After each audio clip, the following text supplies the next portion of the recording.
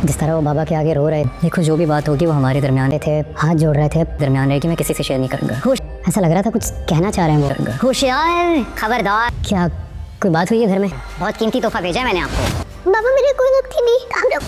लेकिन ये क्या, आप यहाँ नहीं, काम रखो ने मेरी बात भी नहीं सुनी। वहाँ आपकी इज्जत किसी और के हाथ ना लग जाए, कम ऑन भागी। नहीं तो मुझे घर से निकाल दी। ना लग जाए, कम ऑन भागी, रन। इनाया मैं तुम्हारा बड़ा भाई हूँ, देखो जो।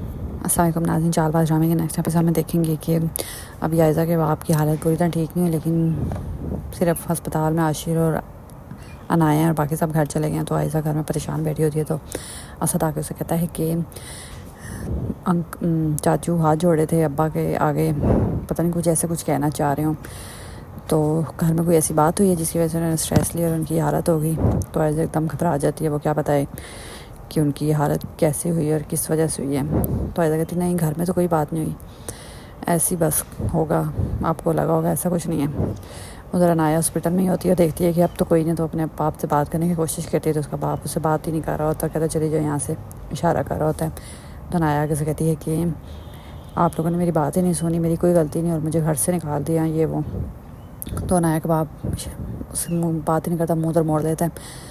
फिर अनाया बाहर खड़े होकर रो रही होती है। तो आशिर देखता है कि अनाया काफ़ी परेशान है, रो रही है। तो उसको थोड़ा दिलासा देता और कहता है कि मैं तुम्हारा बड़ा भाई हूँ, तुम जो भी बात करोगी ना तुम्हारे और मेरे बीच में ही रहेगी, इसलिए तुम शेयर करना कुछ चाहती हो तो मुझसे शेयर कर सकती हो। तो अनाया अब क्या शेयर करेगी, उसने निकाह कर लिया है और इसकी वजह से उसके बाप को हार्ट अटैक और ये हालत हुई है। तो अनाया के से रोने लग जाती है, कुछ शेयर ही नहीं करती, चुपचाप बैठी रहती है। फिर आशिर भी ज़्यादा इंसिस्ट नहीं करता। उधर शायान आयज़ा को कॉल करता है, क्योंकि उसने निकाह आयज़ा को सबक सिखाने के लिया था, क्योंकि आयज़ा ने उसकी इतनी बेइज्जती की थी।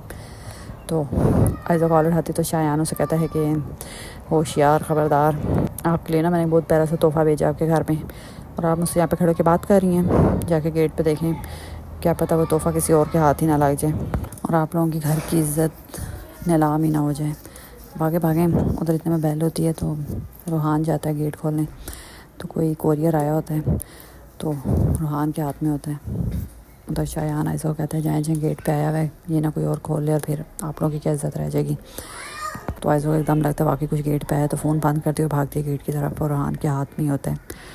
तो रूहान के हाथ से कैंच लेती हुई कहती है मेरे लिए आया है, तुम रहने दो, और लेके फ़ौरन अंदर जाती है। सही एक दफ़ा तो आयज़ा की हालत ख़राब होती है कि बस अब तो भांडा फूटा ही फूटा।